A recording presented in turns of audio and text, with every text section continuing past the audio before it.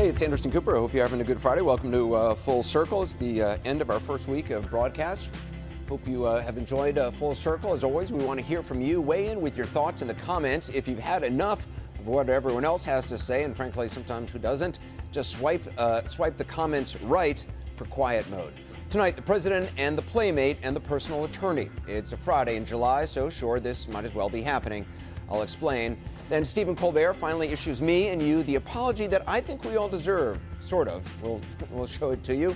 Plus the 180, your chance to ask me questions. Tonight's topic, the final frontier. There's a pretty cool update from NASA tonight. And space is one topic I'm really into, but don't get to report on as much as I'd like. There are a lot of stories I wish I had time to cover, but I don't always get to. Ask me anything you want in the comments, and I'll answer as many questions as I can later in the show. Plus, my question for you, the NFL and the national anthem. Do you support the players' right to kneel? There's news on that controversy I'll get to later. For now, please vote. If you're watching live on your phone or your tablet, you should see your choices on the bottom half of the screen. Vote, then swipe down. I'll share your final results before the end of the show tonight. We'll start with the first thing first. One of the top trending stories on Facebook this second. CNN's K-File uncovered recordings from this guy's radio show, Congressman Jason Lewis of Minnesota. He's a self-described libertarian Republican, but his on-air statements before he became a lawmaker are being called misogynistic and racist.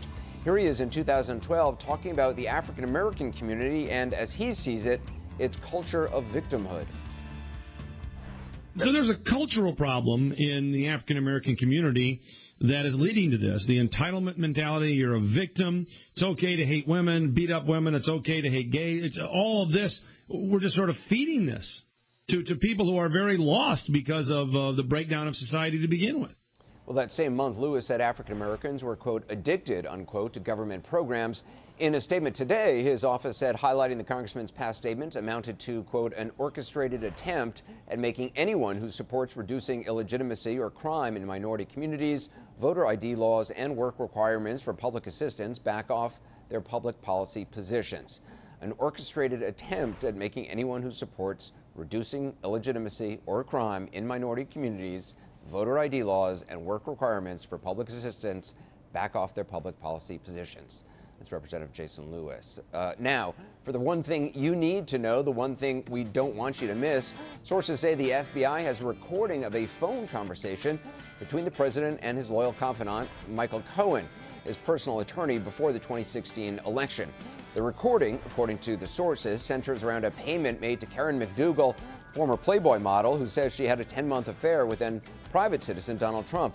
The money came from American Media Incorporated, AMI, which owns the National Enquirer, among other publications. It purchased the rights to McDougal's story, but never published it, a strategy some have called catch and kill. The recording is among the small hoard of documents and material in that FBI raid on the hotel where Michael Cohen was living, his residence, as well as his office. The president's new attorney, Rudy Giuliani, tells CNN that, yep, the tape is real, but he doesn't say it matters much. Why? Because he says President Trump didn't know of the payoff to McDougal in advance. The White House has denied McDougal's claims of an affair. Now, some of you might remember I spoke to Karen McDougal back in March for a AC 360 exclusive. It was her only major television interview. It is important for people to hear my voice because I feel like I've been wronged. I wasn't told the truth, and I don't think that's fair. When I give my word, I stick to my word.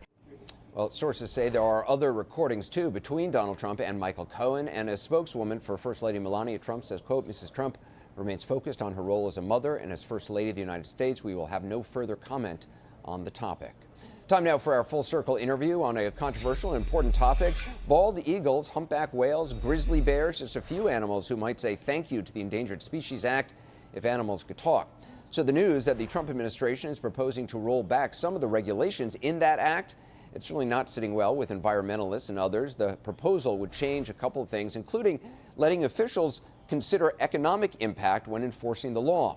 The administration, for its part, says the goal is to, quote, produce the best conservation results for the species while reducing the regulatory burden on the American people. Conservationists are particularly concerned that any loosening of the regulations creates a slippery slope and renewed risk for vulnerable animals. I want to talk about it now with wildlife biologist and host of Ocean Treks, Jeff Corwin. Jeff and I travel the world together for CNN's Planet in Peril. Jeff, it's great to see you. What are the bottom line changes they're proposing here? And to you, what's the risk to endangered animals? Well, these bottom line changes, Anderson, are significant and catastrophic. As you mentioned at the top, one of the big changes they want to do is basically reduce the burden from how we manage species, from making it science-based to financially based, using economic situations or economic considerations in determining whether we protect a species or not, and pushing away science and ecological considerations, which are perhaps the most important. The other big factor with what they're proposing to make changes to the ESA, the Endangered Species Act, involves taking much of the regulation that happens within the Department of the Interior and the U.S. Fish and Wildlife Service and transferring that regulation to the state level. And one of the big drivers behind this is a senator from Wyoming, John Barroso. He's really pushing this. He really believes in this cause.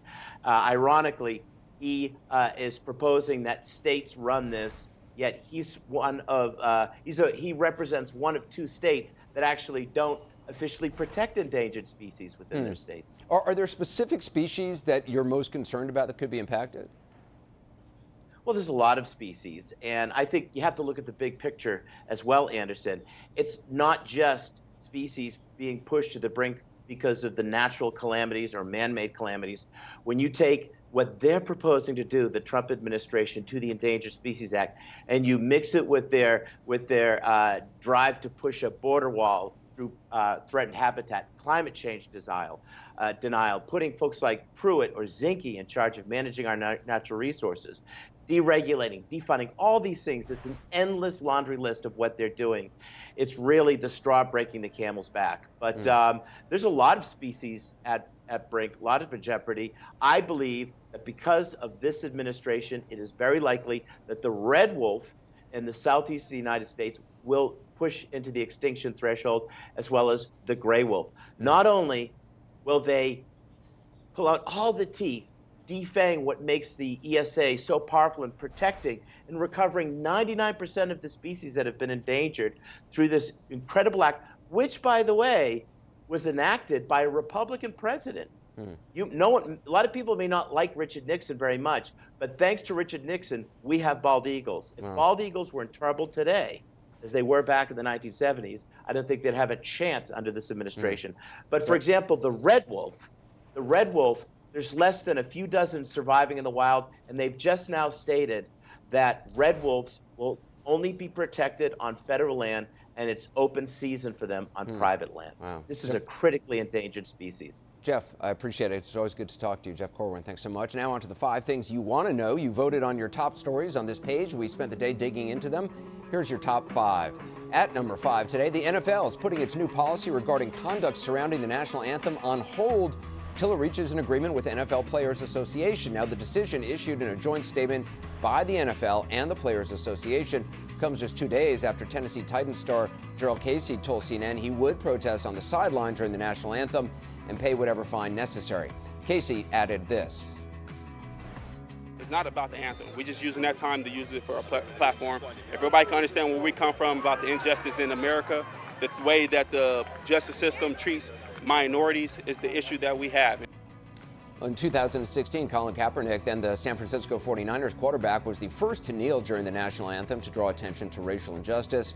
What would you like to see happen when the NFL season begins on September 6th? Do you support the NFL players' right to kneel? If you're watching live, vote now. You can see some people have already made their choice. That's how the numbers stand right now. I'll show you the final results at the end of the broadcast. The number 4 story you wanted to know about more is the tragedy on Table Rock Lake in Missouri. A tour boat carrying 31 people sank in a furious storm last night. A passenger of another ship docked nearby got video of the tour boat's last moments on the surface of the water. Take a look at this. Oh, those poor people. Oh my gosh. Just awful. The boat was caught in a storm with wind gusts that topped 60 miles an hour, terrifying. The passenger of another tour boat that narrowly avoided the same fate told CNN everything happened so fast. Of the 31 people on board, 17 died, ages of the victims ranging from age 1 to 70. Among the deceased is the driver of the boat, Bob Williams. His widow told CNN that, quote, he would give up his life for somebody. The captain of the boat, however, survived and was taken to a local hospital. The Coast Guard and the NTSB, they are investigating right now. Meanwhile, Missouri's governor has ordered all flags across the state to be flown at half-staff, and President Trump tweeted his deepest sympathies to the families and friends of those involved. Coming in at number 3, one congressman's attempt to legalize marijuana in all 50 states. Representative Tim Ryan from Ohio announced his new position in an op-ed on CNN.com today. It's a surprising move coming from the co-chair of the House Addiction Treatment and Recovery Caucus. He acknowledged his own past hesitation to support legalization, but now Congressman Ryan writes, I find the social and economic injustices of our marijuana policy too big to ignore. I firmly believe no person should be sentenced to a lifetime of hardship because of our marijuana arrest. It's morally wrong and economically nonsensical. Congressman Ryan points out statistics from the ACLU that show even though African Americans use marijuana at similar rates to white Americans, they're almost 4 times more likely to be arrested for possession. He's pushing for the passage of the Marijuana Justice Act, which was first introduced by Senator Cory Booker last August. Now, for the number 2 thing you want to know, it might not be what you want to see, though. Take a look at this. It's pretty crazy. It's an actual wave of garbage.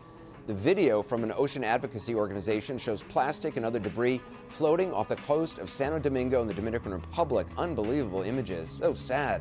The advocacy group, along with the local government and even the armed forces, say they collected 30 tons of plastic in just 3 days. A statement from the organization says, seeing this firsthand is absolutely shocking. What's worse is that this is not news in Santo Domingo. This situation happens every time it rains heavily. That's why it's important to shine a light on what has been ignored. Their cleanup efforts in Santo Domingo are still ongoing. And the top story told us you wanted to know more about today. NASA's mission to touch the sun is launching in just a few weeks. It'll be the first solar voyage, and it's a journey no human, of course, can make. If all goes according to plan, the probe will launch in the morning of August 6th from Cape Canaveral on one of the world's most powerful rockets. The probe itself is about the size of a car, but a rocket is needed to escape Earth's orbit, obviously, change direction, and then actually reach the sun. The probe will have to withstand heat and radiation never before experienced by any spacecraft. A specially designed mission will also address questions that couldn't be answered before. Researchers say understanding the sun in greater detail can also shed light on our planet, on Earth, and its place in the solar system. The mission is scheduled to end in June of 2025. That's your number 1 story that you wanted to know more about, and it brings us right to the 180. There are some pretty cool space stories that don't always get enough attention, a lot of them, frankly. I did a space story for 60 Minutes this past season and learned all sorts of cool stuff. So for tonight's 180, the part of this show where I take your questions and talk directly with you about what you're interested in, we can talk more about space. Here's a few of your questions. Jen asked, do you think finding a habitable planet similar to Earth would ever be possible in the distant future? Given all the planets in the galaxy, given all the galaxies that exist, I can't imagine that it wouldn't be. The question, of course, is how far away would it be, and how would we actually get there? Jennifer says, I love space too. Do you have a favorite space mission? You know, I did the story on 60 Minutes this past year about Voyager 1 and 2, and they are these little spacecraft. We compare them kind of like the little engines that could. They were supposed to last only for 4 years, and now 40 plus years later, they're still out there. And the amazing thing that blew my mind, I still can't kind of wrap my mind around it, they're actually going to be out there in interstellar space long after Earth has been consumed by the sun, which supposedly will happen in about 5 billion years. These spacecraft will still be out there, kind of silent emissaries, ambassadors for a planet that no longer exists. Evangelist wants to know, do you believe in aliens?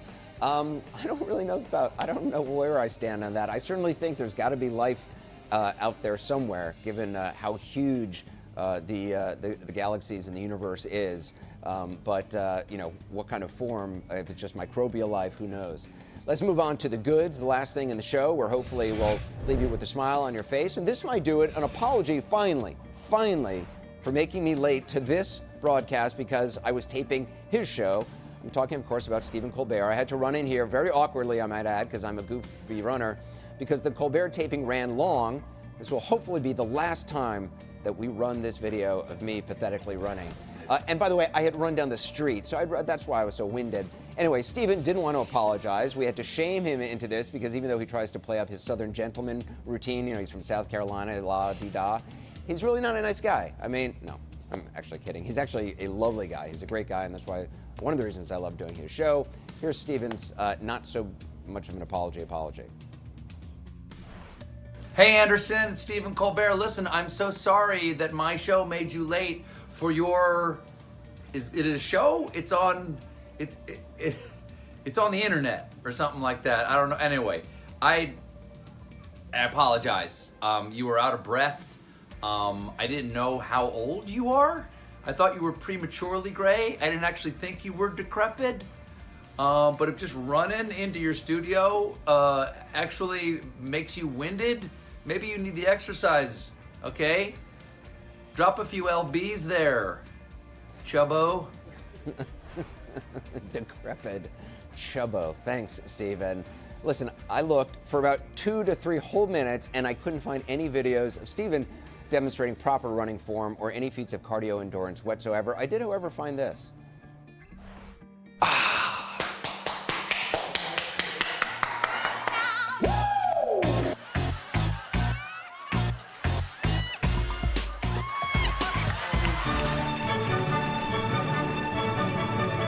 Why are you on your knees?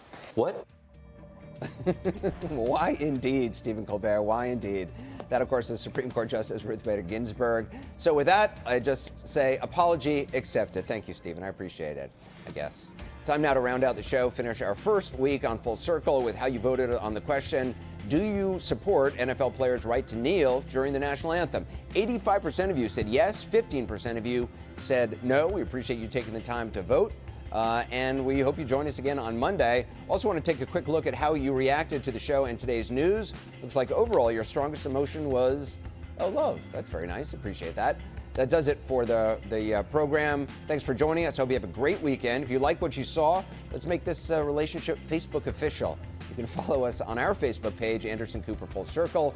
I hope you join in again here on Monday.